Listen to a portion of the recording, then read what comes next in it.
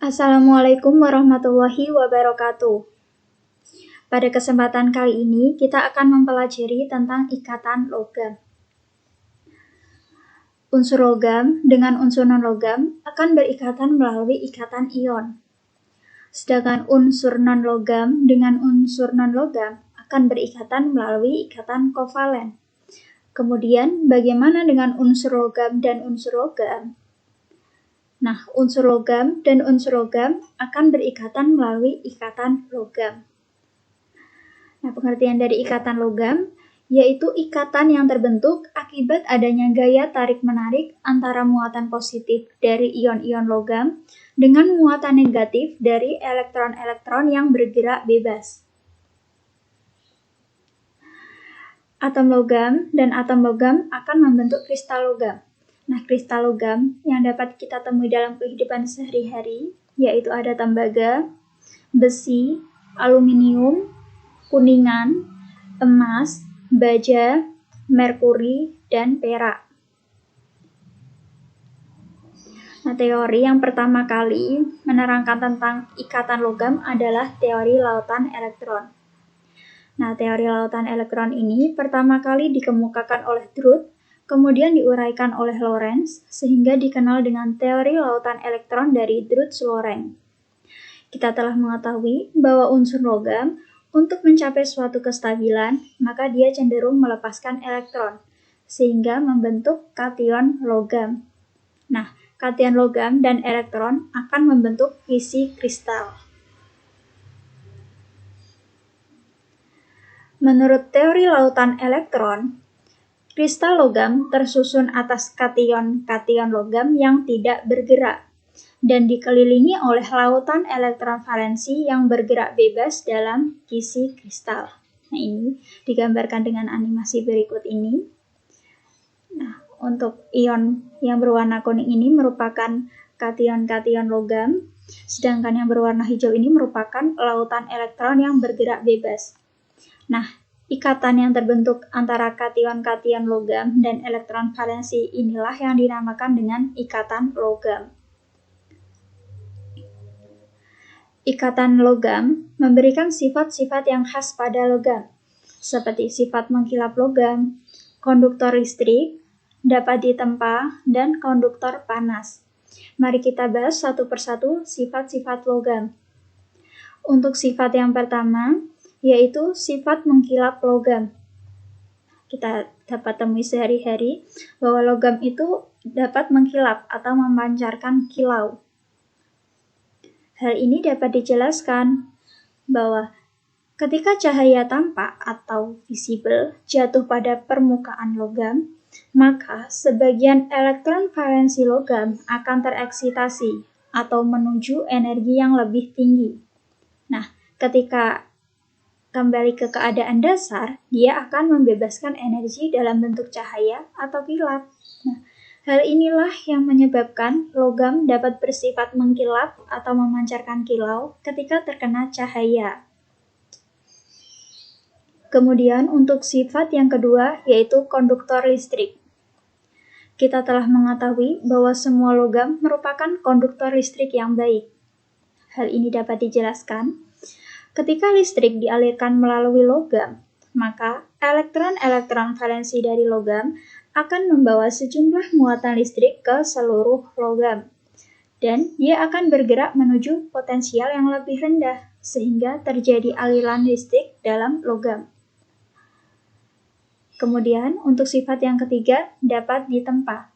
Nah, logam dapat ditempa atau bersifat lentur, tetapi tidak mudah patah. Sehingga dalam kehidupan sehari-hari kita dapat menemukan logam-logam yang ditempa membentuk barang-barang yang bermanfaat bagi manusia, seperti panci, perhiasan, dan pagar. Logam dapat ditempa ini dapat dijelaskan. Ketika logam ditempa atau dibengkokkan, maka akan terjadi pergeseran kation-kation.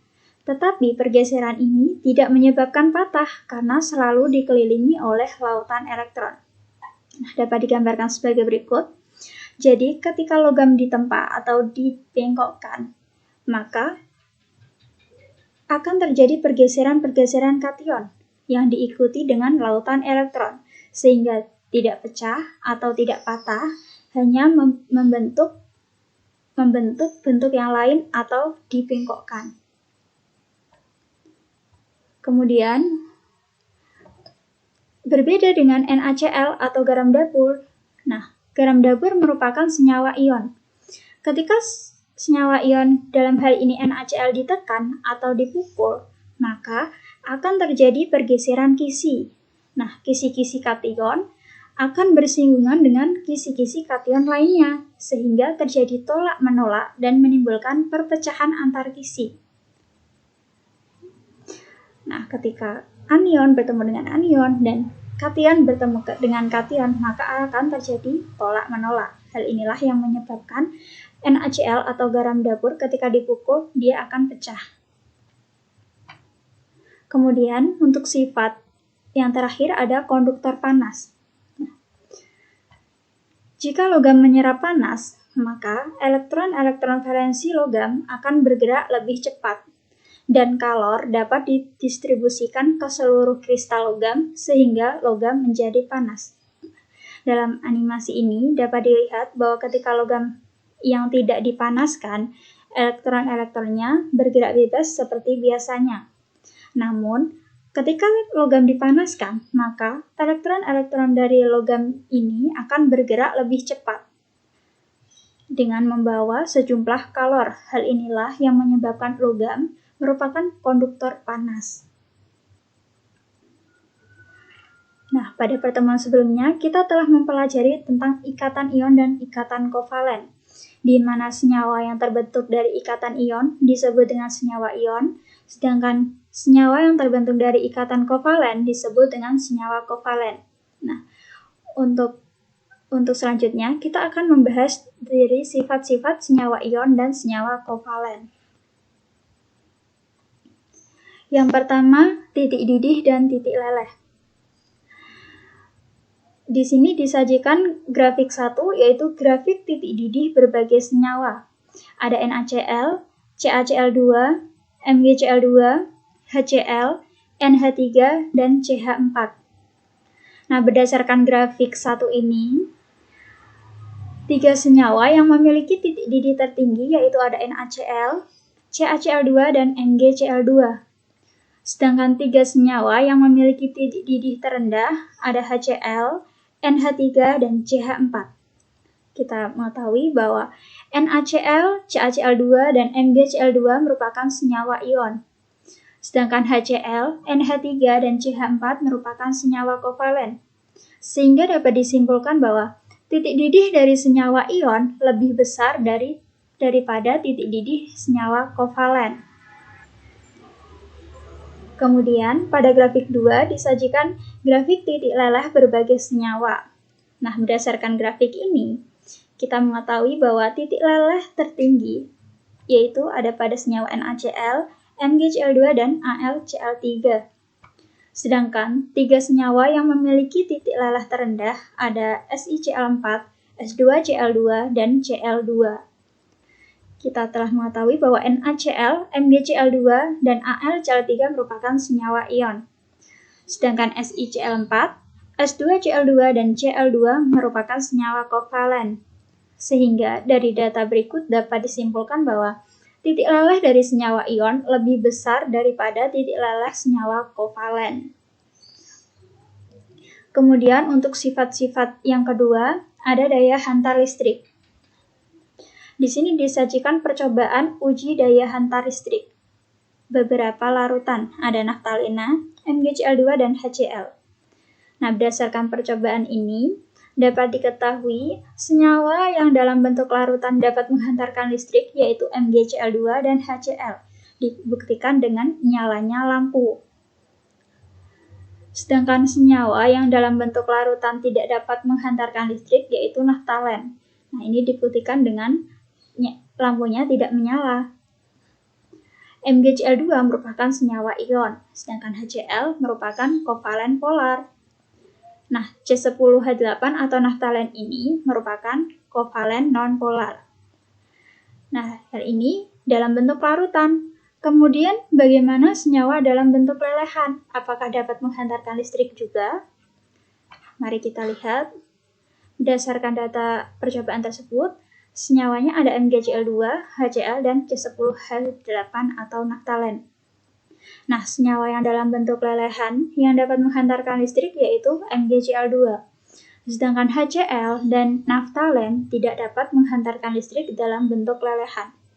Kemudian, mengapa senyawa ion, dalam hal ini MgCl2, dapat menghantarkan listrik dalam bentuk lelehan dan larutan? Nah, hal ini dapat dijelaskan, kita dapat melihat dari struktur kristal.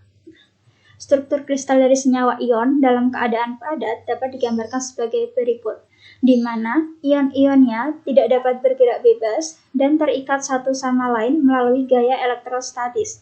Hal ini menyebabkan senyawa ion dalam bentuk padat tidak dapat menghantarkan listrik. Sedangkan senyawa ion dalam bentuk lelehan dan larutan, ion-ionnya dapat bergerak bebas, sehingga dapat menghantarkan listrik. Kemudian, untuk sifat yang selanjutnya, yaitu kelarutan. Nah, di sini disajikan data hasil percobaan. Berdasarkan data tersebut, dapat dihasilkan bahwa NaCl larut dalam pelarut air, tetapi tidak larut dalam pelarut organik seperti alkohol dan benzen. Naftalen atau C10H8 larut dalam benzen, tetapi tidak larut dalam air maupun alkohol.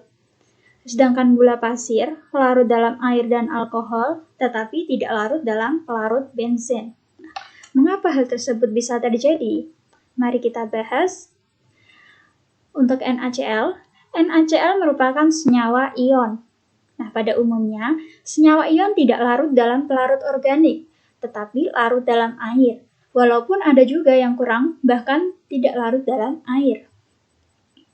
Kemudian, mengapa gula pasir larut dalam air dan alkohol, tetapi tidak larut dalam benzen?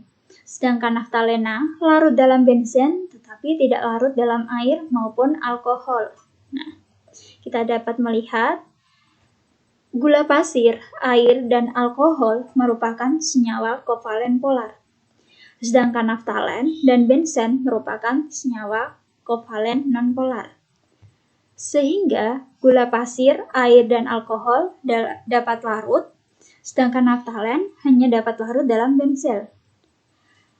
Hal ini dapat disimpulkan bahwa senyawa kovalen polar akan larut dalam pelarut polar, sedangkan senyawa kovalen nonpolar akan larut dalam pelarut yang juga nonpolar. Hal ini sesuai dengan teori like dissolve like, di mana senyawa sejenis akan saling melarutkan. Nah, sekian penjelasan untuk materi ikatan logam dan sifat fisik senyawa ion dan kovalen. Kurang lebihnya mohon maaf. Wassalamualaikum warahmatullahi wabarakatuh.